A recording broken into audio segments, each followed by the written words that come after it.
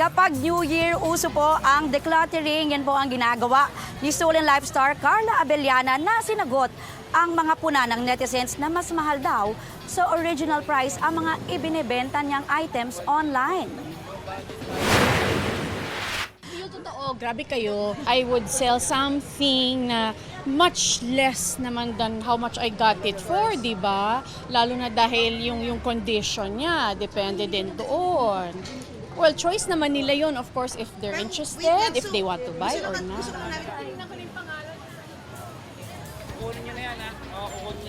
Chika ni Carla sa akin, ang pag-declutter ng ilang items gaya ng mga sapatos at bag ay parte ng fresh start niya this 2024. Nakasanayan na rin daw ni Carla na mag-let go ng mga gamit na pwede pa raw mapakinabangan ng iba.